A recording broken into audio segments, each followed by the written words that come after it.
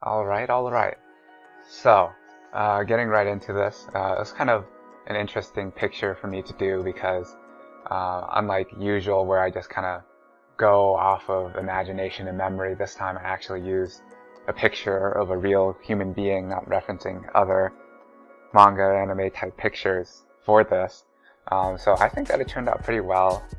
The legs are kind of a little screwed up, but I did my best, so don't criticize me. One of the big issues that I had with this, though, is the skin area. There's just so much skin. As you can see, I usually make selections by color, and usually anime manga characters are just so overly designed, so many colors that it's really easy when you select by color that you don't necessarily spill into another part. And what I mean by that is, like, for instance, here you can see that the arms, she has her arms in between her legs, right? And the arm selection intersects and flows directly into the leg selection and the stomach selection. It's hard to because here the arms are a little bit lighter in color in terms of shading than the legs should be. But when it's all one selection, then you don't necessarily have the selection stopping you from spilling over to the other part. I don't know if that made any sense, but that's the way I think about it. Just basically, I had a hard time controlling where the color was being laid down in the picture, just because of the way I usually make selections. But I think that it turned out pretty okay, and honestly it was pretty interesting for me because instead of doing it by selection only and using that, I actually had to erase and be a little bit more precise with my brush strokes and stuff, so it was definitely interesting.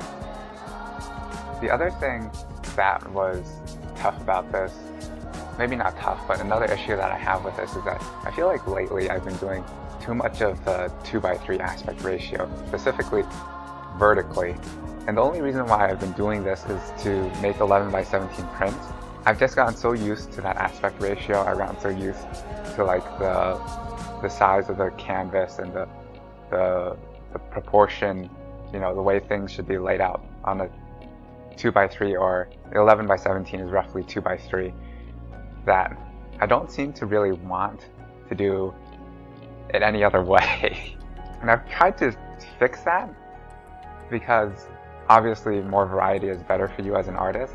Maybe I'm just used to it, but I feel like before, when I was doing my sketch-a-days and I would do whatever aspect ratio, horizontal, vertical, who cares? It can be a 1:16, it can be a 1:1, or super tall and skinny, or perfectly square, or super long and horizontal. While they were interesting to do, I just didn't really think about the composition too much. I was just I just want to do it this way. I don't care if it looks bad or good, or it doesn't follow the rule of thirds or whatever. I don't know if I'm just becoming more, restricting myself more by staying by 2:3, but it's just something I want to work on in the future. I don't know if it's a good thing or a bad thing, really. I actually had to move to a different operating system altogether, not for painting, because I still don't know if you could use Psy on Mac or Linux. Supposedly you can, but I don't really want to deal with registries and doing all this command line stuff. It just seems like too much of a pain in the butt. But I actually had to switch over to Ubuntu for the video editing software in Ubuntu rather than in Windows, because Windows is just, I have no idea why. There's no really good free Windows program, but Ubuntu has something called OpenShot, which really feels kind of hacky and incomplete, laggy and slow, but it works. But it's laggy and slow, and it's just, a lot of things are really manual. That's the thing that I don't like about Ubuntu, is that everything is so damn manual. For an operating system that's supposed to be for people, it's pretty damn hard to get working the way you want it to. For example, it comes with Firefox, right? But if you want to watch YouTube or something, you need to get Flash. You have to do all this random bullshit to get Flash onto Firefox, because Adobe doesn't support it anymore. But I don't use Firefox as often. I actually prefer Opera. And then there's all this random crap to get it onto Opera. And I'm like, why? And the same thing with Audacity. Right now I'm on Windows recording this voiceover in Audacity, but for some reason on Ubuntu, on the same machine, same hardware, Audacity doesn't work. It won't pick up my mic input, and it won't even play back over my speakers. It won't even play over the headphone jack, the front headphone jack or the rear headphone jack. It's just so weird.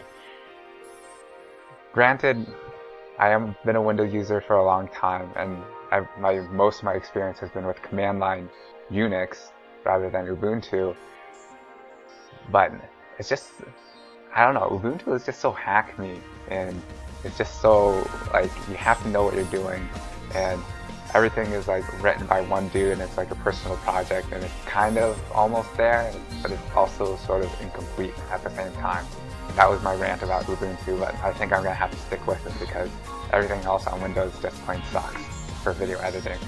And supposedly OpenShot is coming to Windows, and they had a whole Kickstarter and stuff, but I think it falls into the category of Kickstarters, which were a good idea, but ultimately failed. So everybody who supported the Kickstarter is probably not going to get their money back.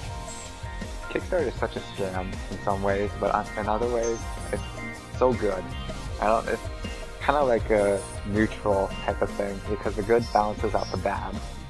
But we always focus on the bad and never the good. Well, whatever. In any case, this was just like an afternoon weird experiment that I did, not doing my usual habit of referencing other anime manga pictures, not looking at art books, but actually looking at a real person. But in the end, my old habits of actually just drawing anime and manga were in full force, and it just turned out to be regular. The last time I tried to draw realistically, everybody came out looking like really buff with like big shoulders and kind of gross. So I was just like, no, I don't want to do that. And I just stopped. I had never drawn dripping chocolate before. Never solid chocolate either. So that was pretty interesting to figure out what the right color for chocolate is and how does it like drip. So that's it. Till next time.